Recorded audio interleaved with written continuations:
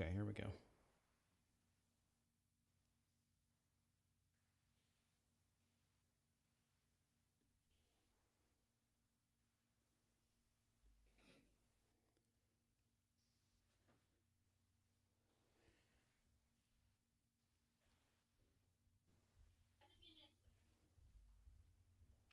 Welcome back, everybody. It is time for another episode of the NautZone here from Sports Not. We talk NFL. We talk it raw. We talk it loud. We talk it quiet. Sometimes it doesn't matter. We're going to give you what we think. I'm Scott Gulbransen. My host is Ryan Dyrud. He's from the LA Football Network, part of the Sports Not family. I am a writer and editor at Sports Not as well, covering the NFL, and that's what we're here to talk about is the NFL. And man, I feel like, because I know I'm older than you, Ryan, I feel like I'm the old guy on his lawn, and I'm going to say, get off my lawn, because I have it was a great weekend of NFL football, but I have all these gripes. So I need you to help me with my gripes, to tell me if I'm wrong, or if you agree with me, that's fine too. But we got to get some of this out. I know you got some too. And of course, we got breaking news as well today, and I guess let's start that. Let's start with the news, Ryan. But first of all, how you doing, man? Everything good? Everything is great. Had a nice, fun kind of day off yesterday at Disneyland with the fam. Oh. I wouldn't call it refreshing and relaxing. Anyone that's ever been to a theme park with a under 5-year-old, it's a more work than actual work. But hey, it was fun. It was a good time. My daughter had a great time, and now I'm back working, and it's raining and about 50 degrees. So we finally have winter here. So we're good. How about yourself? Yeah, you today. Well, we're up in the upper 60s, and it's sunny. So go figure. And I'm in Ohio, so warmer than us. There you go. But I do miss. I loved because I grew up in San Diego. For those of our viewers who don't know and haven't heard me say that before, I grew up in San Diego, so I'm a Southern California guy. And I loved winters in California because you got that cool weather. It's the time when you do get rain a little bit, right? Of course, you don't get, although you guys had some crazy rain last year. But it's nice because you get the sweatshirt out. You get to wear that until February, March. It's just a change of pace because the weather's so great.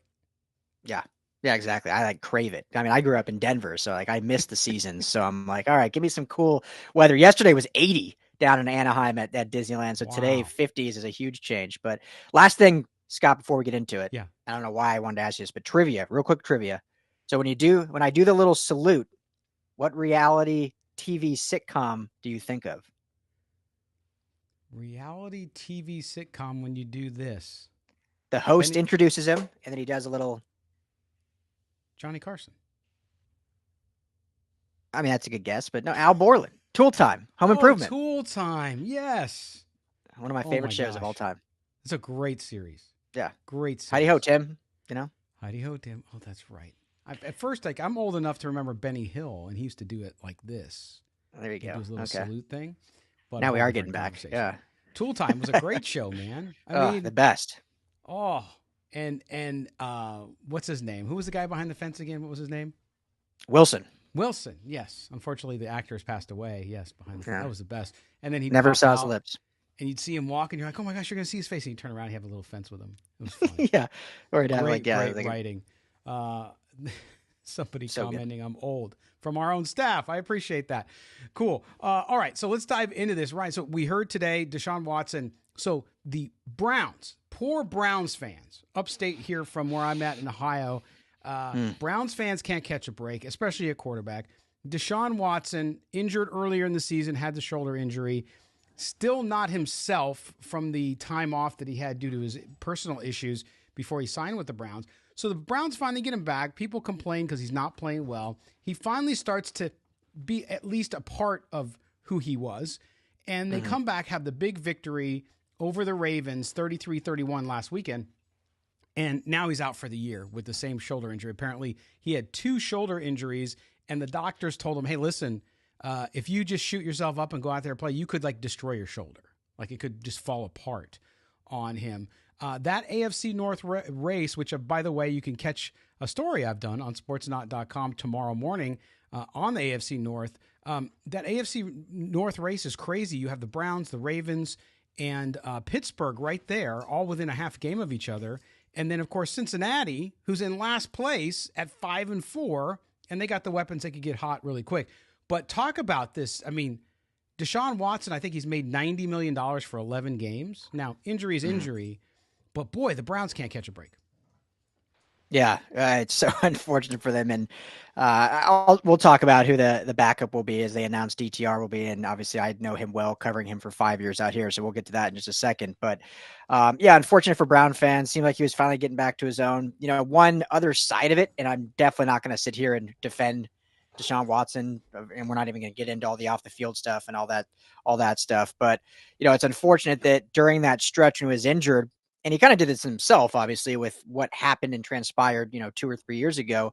But then everyone was like, man, he's not even in it. He's not even dedicated. He won't play. He won't be honest about it. And then you come to find out it's like, okay, he was literally told you could literally end your career basically by trying to play. And then now he's out for the season because of it. So it's unfortunate how extreme kind of opinions go, especially based on injuries, and especially when we want this league, these guys to be safe and protect themselves. And we're all about, or we pretend like everyone's about, safety and player safety and all the protocols and stuff. But when it comes to you not playing, it's like, okay, you got to be a gladiator, got to be a warrior, get out there and get it done. So, you see the two sides of it all the time, every week. It's unfortunate. And there's just another case of that. But in terms of just QB play, I mean, I'm excited to see what DTR can do, because he was kind of thrust into an unfortunate situation his first week, right, Scott? I mean, had a good preseason, and then basically hours before kickoff against the Baltimore Ravens, I believe it was back then, their first time playing them, said, okay, now you're going to be the starter. And so no prep time as a starter, no time with the ones, mentally wasn't really prepared, and just, obviously came out and looked like a 5th round rookie. So knowing now halfway through the week that he will be the guy, excited to see what kind of performance he can put together in his second start as a pro, former UCLA Bruin. Yes, and it's also exciting. I used to live in Las Vegas, and he went to school with my kids at Bishop Gorman when I was there, so I got to see him play in high school. And yeah, listen, I think he's got the talent. I think he's a kid you can develop into a good pro quarterback. Now thrown into the fire, as you said earlier in the season, that's tough for any rookie. Most rookies will not perform well when you do that, especially when you're sitting behind Deshaun Robinson and all of the expectations that were going on with that team as well were outside of the realm of normal, I think, parameters. So now you have a situation where you got to turn to them, right? They didn't make a trade at the deadline. They tried to, from what we heard this week too, they tried to get Josh Dobbs back, even though they cut him loose a little bit. They were in trying to get him along with Minnesota and a couple other teams. So you look at their situation and you say, yeah, you're gonna have to turn it over to the kid. Now he's got that defense, right? You look at their Browns defense and you say, wow, okay, at least you can see that this Browns team can win without putting up huge numbers on offense. But the reality is you're going to have to move the ball, especially with the games they have left in the division and outside. So you look at that, though, and as a rookie, it's good for him, right? He's going to learn. Doesn't mean he'll win. Yep. And it's not a failure if he loses. I mean, he's a rookie. But I like what he has to offer. I think people saw a little glimpse. He had a couple plays in that game, even where he struggled, where people can see the athleticism.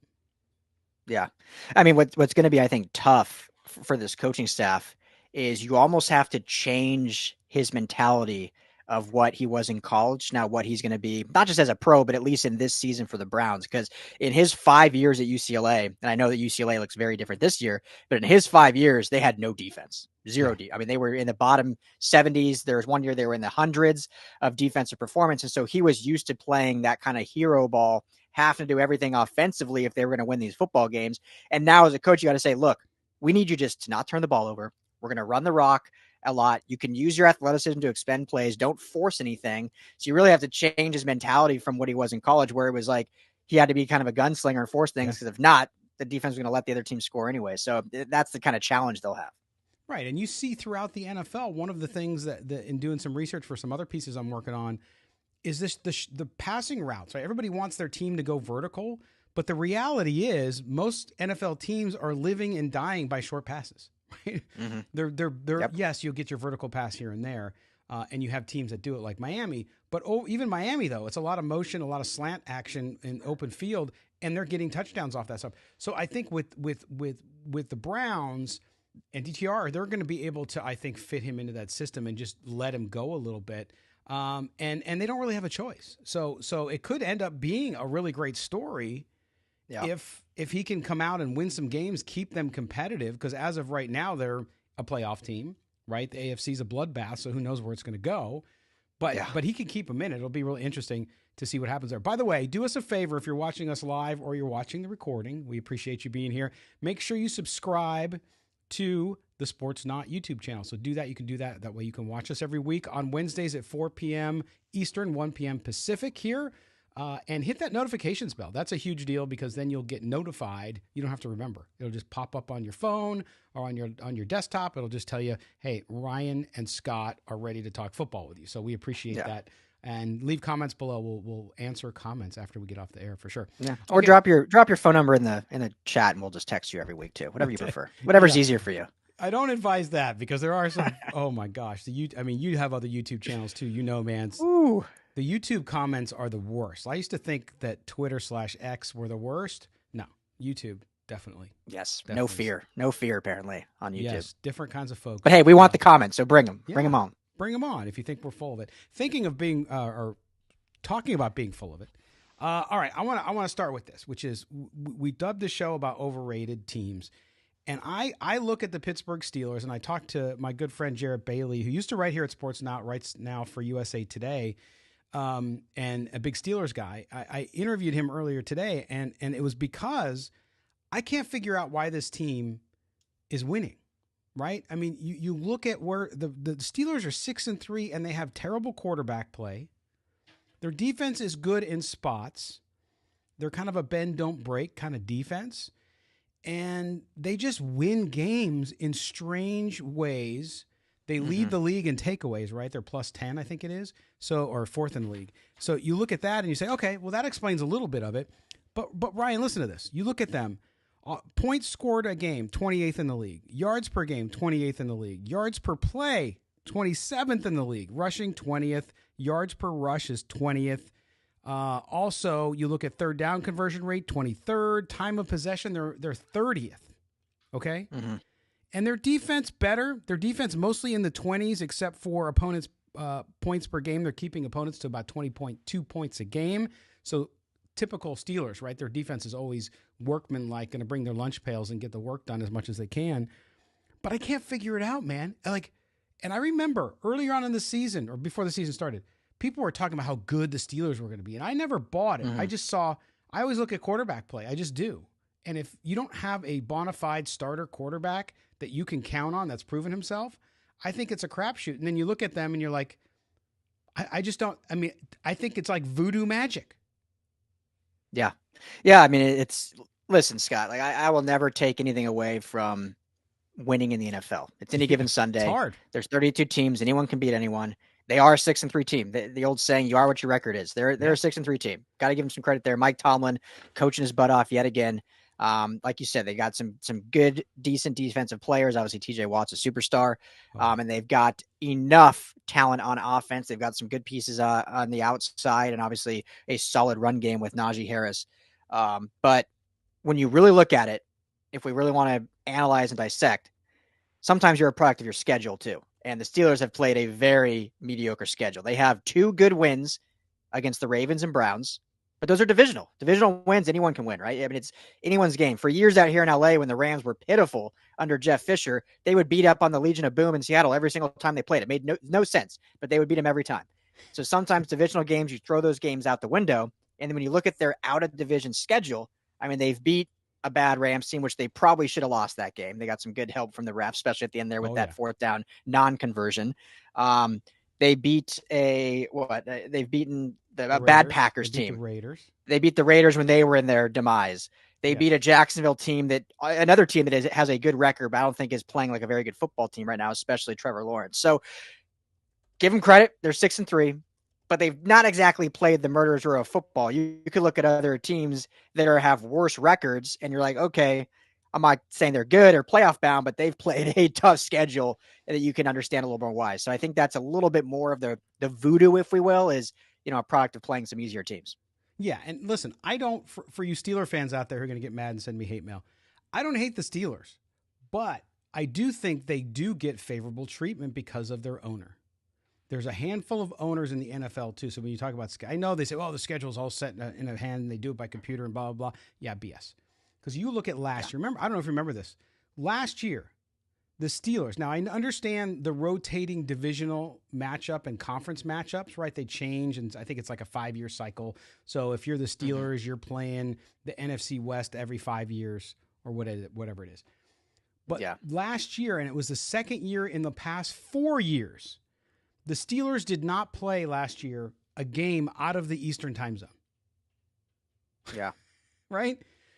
So it's beneficial.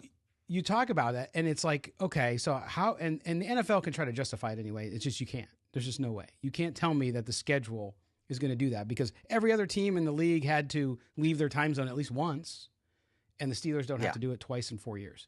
So it's crazy. But I do agree with you. I think this team, you just find weird ways to get stuff done. But the question is, does it catch up with them down the stretch? They have an easy schedule. So it might not. They might make the playoffs and then go play in Kansas City and lose 30-3. I don't know. That's probably, to me, the likely scenario. Yeah, probably. I mean, literally, I was looking at their schedule, and they basically have their divisional games remaining, and they think they have a game against Seattle. And that's like their only above 500 teams they play. I might be missing one, so if anyone's listening and I forgot one, I apologize, but that's what off the top of my head. It's not very difficult. So I think we will see them get in the playoffs. And then, probably get blown out in that first round. Or once you're in the dance, Scott, right? Anything can happen once you're in the dance. So you never know. Maybe they do go on a run. That's true. That's true. The other team I want to talk about from being overrated here is the Cowboys. I mean, how many years do we have to listen to the Cowboys are going to be a Super Bowl team? I actually picked them this year, so I'm screaming at myself. But nice. I look at them, and I'm like, every year they're overrated, and every year they never even come close to accomplishing what people think they will. And Dak Prescott puts up big numbers. They're all against bad. Who have they beat? Like the Giants, big deal, right? You look at these teams that the Cowboys are running through, and you're saying, oh, the Cowboys are for real. Really? They're not playing anybody either. And so I think when people look at NFL teams versus even like CJ Stroud and the Texans, a team that people projected maybe 2-3 wins. They're already at 500. They just went into Cincinnati and beat the defending AFC champions, or runner-up. And so I see that, and even Miami, who's a great team but can't beat good teams either. So you're going to tell me the Cowboys are back against all these weak teams? They don't have really any quality wins. So how can somebody tell me that they're for real? Yeah, it's perfect segue, because they piggyback the same way, right? And I actually did a piece over on LAFBnetwork.com about the Chargers and Brandon Staley. And the more you kind of dig into it, Scott, I'm sure you recognize this, but it's very rare in reality, in real actuality, that a good NFL team has the hardest schedule. Almost every year going to the playoffs, there's two factors, right? Who's the healthiest, and who kind of had an easier road that didn't take as much out of them. You look back to even some of these great Chiefs teams. I think it was the year they won their first Super Bowl. In the regular season, they had beat one team over 500. One singular team. When you look at a lot of the Brady-led, whether it was the Patriots or even the Buccaneers, same thing. They caught teams at the right time where they really did not have a ton of, if we compare it to college football, a ton of top 25 victories, right? It was like you get the benefit of the schedule that then leads you into the playoffs, and then you put your best football forward when it counts most. In my article about Brandon Staley was when he was the DC over at the Los Angeles Rams, which is where he made a name for himself and got the head coaching gig.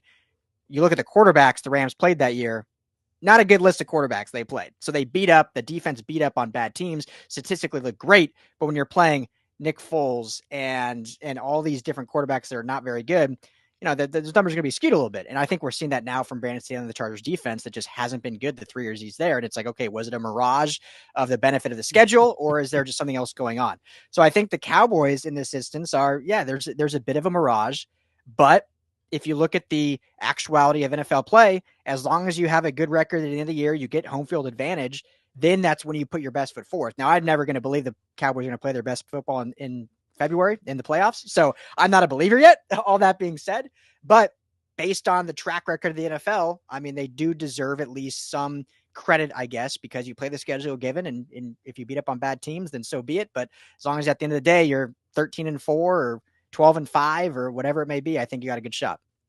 Well, I think you're right about that because, and we mentioned that obviously with the Steelers, but I do think that you get into the playoffs to your point, right? So that's where the parity thing in the NFL comes in, right? Which you're going to have a lot of these teams. To me, the AFC North conversation we had, that's the NFL's dream. They want, if you could, I mean, the numbers don't work out for every division, but they want it as close as possible because every person in 4 cities now is going to still be interested in football in week 11, in week 12, unless something changes. So you're going to carry that along. You want it to be as even as possible. Mm-hmm. So I get that. But I think then when you get, like you said, into January, February, guess what happens? The teams that rise above that really have more talent, for the most part, there's always upsets. But the teams that have the most talent step up. Because I look at the Cowboys and I look at the 49ers and I look at the Eagles and I'm like, no, just not even close. Like I can't see. Although people have bad games too. So, right, the 49ers lost 3 in a row. So, I mean, because even the Niners, Scott, like what's their signature win this year? Yeah, same thing. Exactly. The Steelers, I guess, but we just said the Steelers aren't that good. So it's the yeah. craziest thing. Pittsburgh in week 1. I guess. Yeah. It is crazy. Yeah. So, wow. and it'll be fascinating to watch how the NFC is so much weaker than the AFC, except for the 2 teams at the top. I mean, the 2 teams at the top, the Eagles and the 49ers, to me, would be just as competitive as they are on the AFC side if they were in the AFC, because that's how good they are. But overall, I think this thing is wide open, and you're going to see the NFC. You could see an upset there just because the talent level is not as great. But it's fascinating. I just don't get the fascinating. The Cowboys are an amazing marketing machine. And I give them credit going back to even before Jerry owned the team, right? Because it was America's team, the whole thing in the 70s. Like, that was smart. They've done it, and it's held because big ratings, websites get traffic driven to them because of it, as you know. So overall, I get why the NFL media plays up the Cowboys, because it's a big audience. Yep. Yeah, I mean, that's what it is, and good for them. But I think at this point, that's all they're ever going to be, right? Yes. A good audience. Yes. I know. I was telling my son the other day, I said, yeah, you or your sister weren't born the last time they won a Super Bowl. So there you go. But they have won several, so good for those fans. All right, so let's jump in. Some other news, too. I don't know. This thing, talk to me about Denzel Perryman's suspension. Repeated violations of health and safety rules. What? Yeah. The NFL, again, and I love the NFL, right? We make a living doing this. But it's also a mafia. It is a mafia. They can tell you one thing and they'll do another. It doesn't matter because that's where the money is. So they talk about health, safety, all this stuff. And it really doesn't matter. It's about money. But then they make examples out of people, I think, just to say, hey, see, we're doing something. Do you think that's his case too? It feels like it, and it's coming off the heels of Kareem Jackson's similar suspension with Denver. Was given a 4-game suspension, reduced down to 2. And I know Perryman's going to protest, whatever you call it, protest or appeal. Try to appeal. Thank you. Yes. Appeal his, and I'm sure he'll probably get it down to 2 as well, from 3 to 2. But yeah, it's strange, and I don't know if it's a new. I'm going to be honest with you. I don't know if it's a new rule that they've signified that this can lead to suspensions if you're a multiple time offender. Each case, I don't think either one had a specific number, like, all right, 3 strikes, you're out kind of thing. You're suspended. I think there's just kind of like, all right, you've done it enough. Let's throw a suspension at you. Yeah. And Kareem Jackson's even wasn't an illegal hit. It looked in real time like a brutal hit, but it was a shoulder hit. Denzel Perryman's, was an illegal hit, but how do you constitute that that's going to be a suspension? And obviously the Texans are a team that's kind of on the rise, and he's a key player in that defense. So, I mean, it's a big deal. And I think if you're going to start throwing these around, Scott, you got to have like an actual number kind of thing. And I'm not necessarily against it overall because, it does promote safety and says, hey, if you're going to be this guy that plays this way of football, you're going to get suspended for doing it. You can't just throw it out here and there. It's got to be, 3 hits of this, or 3 personal foul flags of this nature, 5 of this nature, whatever it is, then you can slap the suspension, because otherwise it just makes no sense. You're just basically picking and choosing. Right. And I think that you're right about the number. Like, don't be arbitrary. Give me specifics and say, listen, if you get 3 of these type of penalties within a 6-game period or whatever the right parameters are, right? Then you're suspended. I mean, 3 games though is a lot. Now, I would say his hit, and I don't know how it came about because sometimes I think guys lower their head, they don't even realize they're doing it. His hit against Jamar Chase on Sunday was pretty egregious, but you go back to some of the other hits. You go back on every weekend in the NFL, Ryan, and you see some of these personal foul hits, and you're like, that wasn't even close. And I'm not just talking on the quarterback. Mm-hmm. I'm talking a guy who leads with his shoulder, but their helmets collide, and the referees just decide that it's unsportsmanlike, right? Yeah. And so then, if you have 3 borderline plays that weren't really penalties, or if they were barely penalties, how do you separate that from what Perryman did last Sunday? Like, there's no rules or no descriptions for us as the public, viewers, media, whatever, to see what that is and what the interpretation is. And that's the point. They want the black box. They don't want you to see what's in the black box. Yeah. Well, and Scott, it's so easy. Like, we have so much technology now. Just make every unsportsmanlike reviewable. I mean, it's right. I mean, college football doesn't do a lot of things right. And I hate their targeting rule, how guys just get kicked out of the game if it's targeting. I'm not a fan of that. Well, that's a different story. But at least every targeting call is reviewable right off the bat, no matter what. If they wanted, they'll just review it. And the NFL, I don't get why every roughing the passer should be reviewable. Like, these are game-changing penalties, and now weeks of game-changing when you get suspended key players. And so I just don't understand why you don't make it reviewable. That's the easiest way to solve it. Especially now, if you're going to be suspending guys, the ante went up, right? The ante went up. So if I'm a player, no, damn well, I want you to review every time you call something like that on me. Review it. Yeah. Even if it's not going to overturn the play, at least tell me what it was. It wasn't targeting like they call in college, whatever. And it wasn't a vicious hit. It was a, hey, I went into him, lowered my head a little bit, and we connected. And, okay, it's a penalty, but I wasn't trying to hurt the guy. Versus sometimes you do see guys. Remember Vontaze Burfict, right? When some of his plays, what he used to do. And they had good reason to suspend him in those cases. But in this one, not so much. And I just think, to take away 3 games, too. It's not 1 game. It's 3. Yeah. It's just, you better. It's a quarter of the season almost. Yeah. I mean, and the NFL said that it was the 6th time in his career he received this per the release. Of course, they put out a press release, but they never answer questions in front of the media, which they should do. But it's the NFL. Mm-hmm. Again, they're just going to stay in Park Avenue and not come out of the building and tell you what it means. I mean, so we'll see. But that's unfortunate for Texans fans who are enjoying a really great season by C.J. Stroud and their team, despite the fact that they had tons of injuries and holes on that offense. So good stuff. Okay, before we get into, we're going to end the show here pretty soon. We'll get into our hot takes.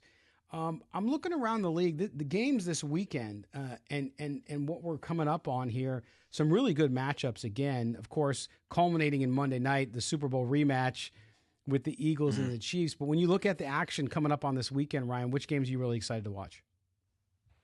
Yeah, I mean, that's the one, right? That Monday night game. I cannot wait for that one. Going to be absolutely fantastic. And both teams seem to be at full strength, and kind of, the Chiefs offense obviously has been struggling a little bit this year. So it's not going to be the same kind of dynamism that we've seen from them before, but I think it should be a really fun matchup. So, other ones around the league.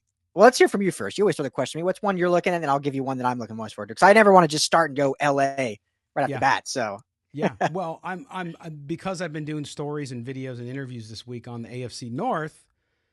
2 huge games. I mean, the teams are all playing each other. So you have the Ravens and the Bengals on tomorrow night on Thursday Night Football, and then you have the Browns and Steelers on Sunday.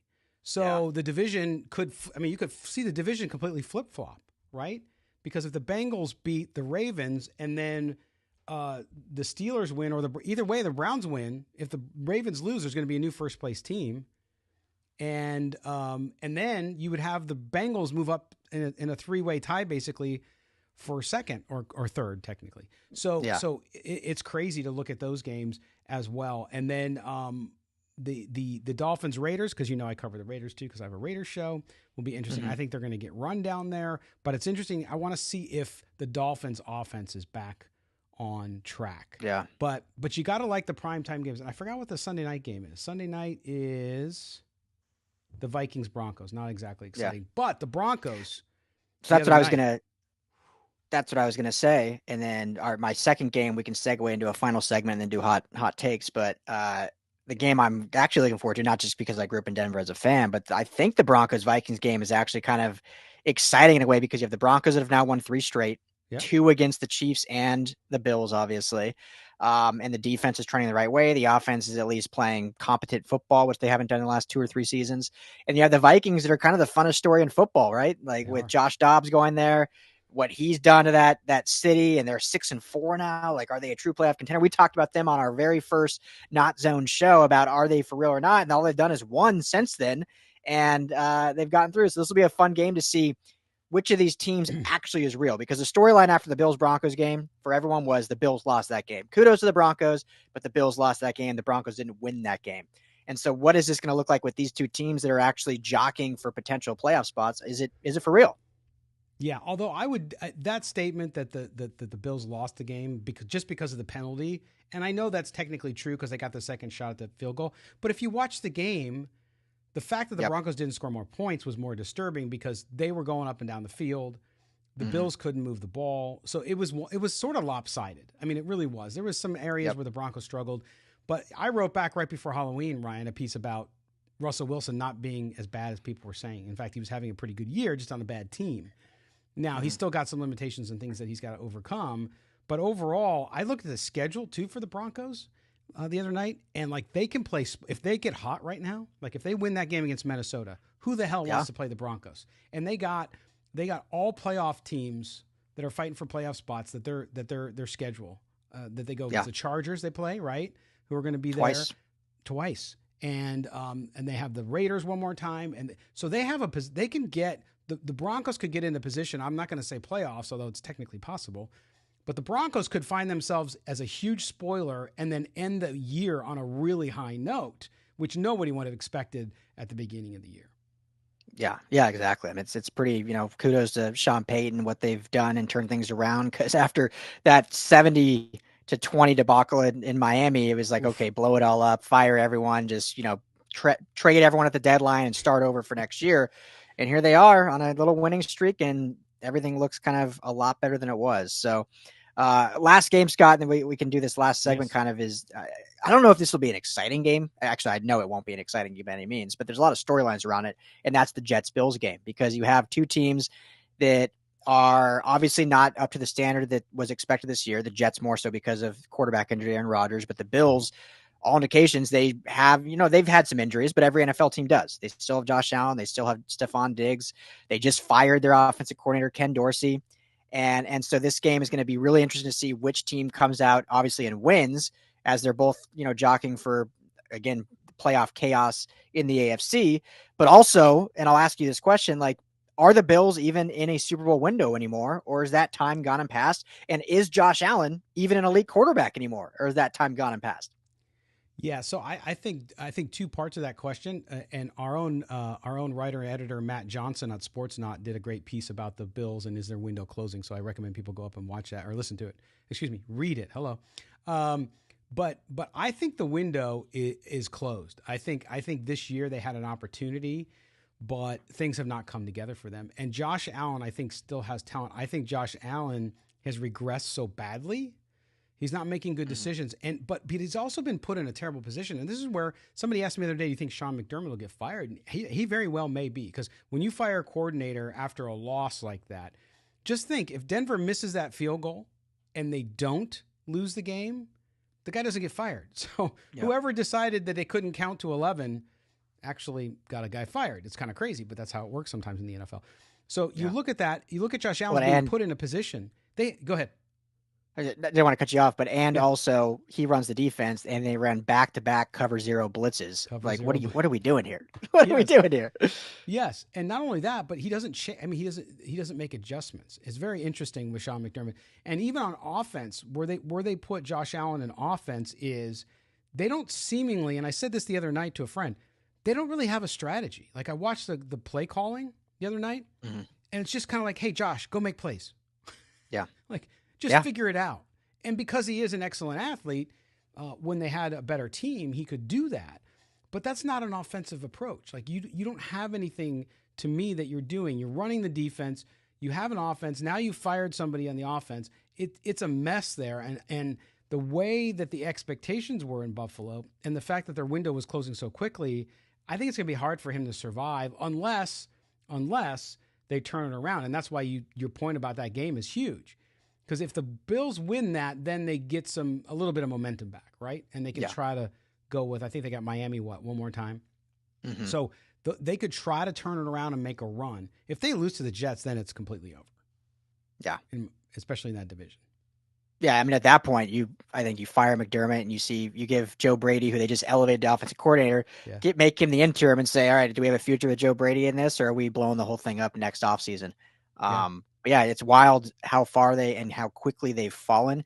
I know there's a lot of, I don't want to call them haters necessarily, but from the draft, a lot of people that did not believe in Josh Allen, and they're coming back out of the woodwork saying like, see, I told you so. He was just a product of his system and players. And I'm not saying I don't totally disagree with that, because we're seeing him play now what the issues were at Wyoming, right? Big arm, tons of talent, really bad decision maker. And we're seeing that again. He's led the league in interceptions almost every single year. So more of the same. And you know what, though? I think you see the exact moment, and it's ironic because of how bad the Giants are doing. But you see the exact moment when he started to have more trouble again was when Dable left. Mm-hmm. And so it's amazing with some players how coaching, system, different elements put them in a position to succeed. And then when they're either taken out of it or they leave, or it's changed around them, they regress. Yeah. It happens all the time. It's unfortunate, but that's the way it goes. This will be maybe perfect, because here's my hot take. Do you want to? Are we anything else you want to add, or should we end with hot takes? To hot takes. Ryan's got it. It's ready to just explode his head. So we got to get it out there. Okay, because this I think is would be a match made in heaven, and this is farther down the line. So this is a hot take for the future, but based on things that have transpired this year. We mentioned Minnesota. We know Kirk Cousins is going to be a free agent. I honestly, I'll be real with you, Scott. I love Kirk Cousins. Big Kirk Cousins guy. I think he's a top 10 QB. I don't think he gets the respect he deserves, but I think he's a great quarterback. But seeing what Kevin O'Connell can do with quarterbacks, seeing how the defense has gotten so much better under Brian Flores, seeing how they are playing well with Kirk Cousins, but they're still even winning with Josh Dobbs, that tells me if they can just get a little bit of an upgrade at QB, this is now a team to be reckoned with for the next decade. And maybe they make a move for Josh Allen. And all of a sudden, Josh Allen in purple and gold up in Minnesota, paired with Kevin O'Connell, that would be a lot of fun. Man, that would be crazy, because in this day and age, trading a quarterback like that, but you never know. Like when things go bad, sometimes teams want a fresh start. And with the Bills, obviously they're building their new stadium. So you start to think about, well, if we're rebuilding the stadium, why not rebuild the team? And by the time the stadium's done and we're good, then we have a team again, and people are excited and they're buying season tickets and all that jazz. So that's an interesting one, man. I'm not putting money on that to happen. Yeah. I'm not putting money on that to happen, because that's real hot take, but I just think that would be a fun match. I love it. Fun pairing. Yes. Now here's one. Here's my hot take, and I'm full, and it's a hot take, but I think it's a hot take that a lot of people have, and you've heard it a million times because it has to do with Los Angeles. And you may argue with me on it, and that's fine too. But I will tell you, so when the Raiders fired Josh McDaniels, there's no question to me he was the worst coach in the NFL, perhaps one of the worst ever. Yeah. Okay. Record speaks for itself. But there's also bad coaches who maybe aren't as bad, but they so underachieve that you have to call them terrible. And I think Brandon Staley's that guy. I watched that game against the Lions, the Chargers and the Lions. And I'm watching what Justin Herbert does. And people, Justin Herbert too is polarizing, which is interesting to me, because people talk about how the media loves him and he's a great transcendent quarterback. And then other people are like, what has he done? He hasn't won a playoff game. Okay. But you look at it and you say, look what they did against the Detroit defense, right? Rush for what? 220 some yards or 30 yards? Mm-hmm. And he's passing the ball over. Nice comeback week for him. And he's been excellent. Brandon Staley, as you said earlier, defensive guru. That Charger team has so vastly underperformed because of what? The defense. Yep. So, again, I don't call for people to get fired, but I don't understand what ownership can think and how are things going to change? Because you go out there and man, if I'm on that offense, I'm pissed because you play a great game, 38 points against Detroit, and then you can't hold the lead and you can't win it. How many years, Ryan, have you seen the Chargers just every year go up, lose on the last play of the game? I mean, it's so uncanny. You can't say it's just bad luck, right? Yep. And so who do you hold accountable? You have to hold Brandon Staley accountable. So I think they should move on. I think they got to find somebody there who can actually run a defense, number one, and number two, take advantage of all the talent because they've underperformed so much that I don't think you can avoid it.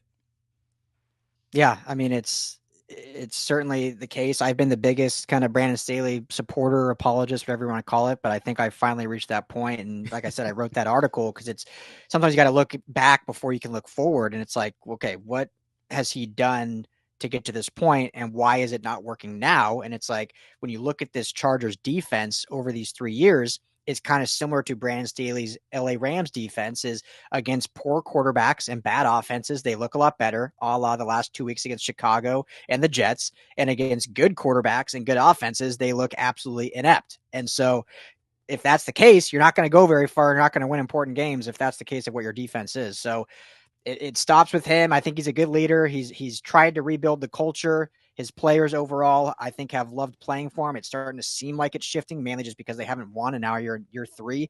And when you hear him say things after games like, we're still a work in progress, we're still doing this, it's like you're in year 3. You can't be work in progress anymore.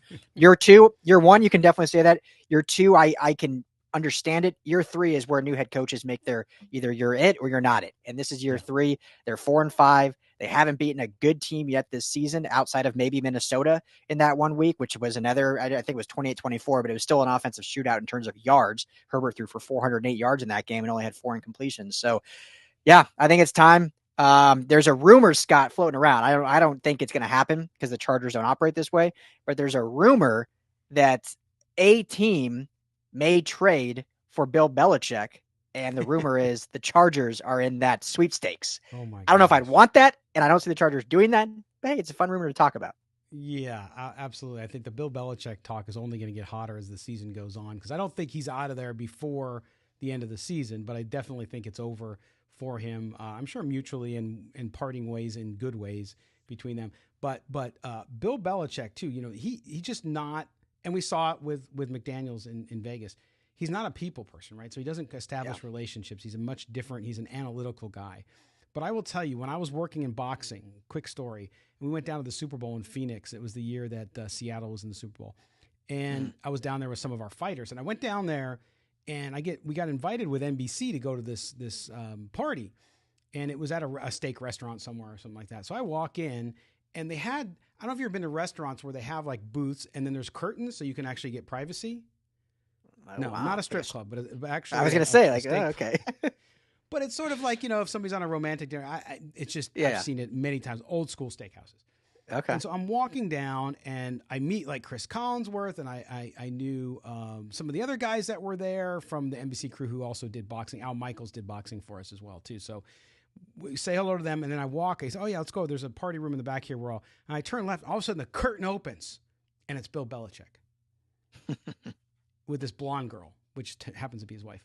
So he comes out, he says to Collinsworth, and like he had the best personality. He's sitting there with us joking and all that stuff. So apparently when he's away from football, like his job, because technically he was on vacation, they weren't in the Super Bowl. He has a personality, but when it comes to football, he doesn't. I can't imagine. It's great to be here in LA. Yeah, it wouldn't go over well. It would not go over well in LA. And I just think maybe it's time for him to go write some books or do whatever he's got to do. But anyway, those are our hot takes for the week. Tell us what you think in the comments. You agree with Ryan? You think Josh Allen in Minnesota could happen? And do you think Brandon Staley should go in Los Angeles? Tell us what you think below in the comments. Also, do us a favor, make sure you subscribe to the show. Ryan, before we go, tell everybody what you got going at LAFB this week. I know, obviously, the pro teams, but you also cover college football and everything else going down there. So tell us what's up. Yeah, well, first off, it's rivalry week here in LA. The battle for the victory bell, UCLA versus USC at the Coliseum. We got a bunch of shows coming out for that. We'll be doing crossover shows, obviously, and then we'll be live at the Collie on Saturday, 12:30 kickoff, doing a live tailgate there as well. So big Nice. stuff there. And then obviously Rams back from a bye. Chargers, all their craziness going on. They get the Packers this week, so you'd think that should be a win at Lambeau, but who knows with this team? So always something out here in the City of Angels going on. Yes, you got it all going on there. Yeah, and then plus some rain. You guys don't cover basketball. We cover basketball obviously on Sports Not. Mm-hmm. Bro, the Clipper story is just brutal. Yeah, I know. Another loss last Harden. night. Another loss. Oof. And in some ways, that trade makes no sense. I always liked James Harden because my daughter went to ASU, so I root for ASU sort of, right? You know, because your kid goes there, and so he's a Sun Devil, and then the last couple of years, man, he's just in his own world. So crazy times with basketball, and the Lakers are obviously up and down. So we'll see how they do, but. Catch all the football you need if you want to hear about rivalry week between USC and UCLA. It doesn't matter how good or bad they are. It's always a blast. So make sure you check in there. And if you're in Los Angeles, go see Ryan and the guys over at the tailgate. Yeah. Come say what up. We'd love to see you. There you go. By the way, also make sure you check out all the NFL coverage on Sports Not. And especially on Sundays, we get it geared up. We got a lot of stuff going on. You can always get a lot of updates, lots of videos coming out as well. So make sure you do that. Make sure you subscribe to the YouTube channel. Hit the like button. Hopefully you like us. No, I'm kidding. But hopefully you like the video. Do that. Also hit the subscription and the notifications bell so you get notified anytime we have a new video up, which we do a ton of them as well, including the LAFB video. So you can go check out Ryan's team as they get a lot of stuff done out on the left coast. All right, Ryan, listen, man, enjoy your week. Enjoy your Saturday out there. And then you can kick back on Sunday with the family and watch a little NFL. Yeah, I mean, they're work days, but I'll try to kick back. But, you know, me and you, we never sleep, right? Always busy. So gotta keep it going. That's why today I got circles under the eyes because it's a long couple nights, especially early in the week, man. It tails off towards the end, and then it just gets right back geared up over the weekend. So, but we're blessed to be able to do it. So I'm happy and happy to always talk NFL with you, man. I'll see you next Wednesday at 4 p.m. Eastern, 1 Pacific. Sounds great, Scott. Pleasure as always. We'll talk soon. All right. For everybody here at Sports Not and at the NautZone, we appreciate you guys being with us. You can follow us on x.com. It's at NautZone as well. As the account gets geared up and gets a little more active there, you can always ask questions, show recommendations, show requests. We might even get some guests on here occasionally. So get ready for that, and we'll have a lot of fun here. For everybody at sportsnot.com, we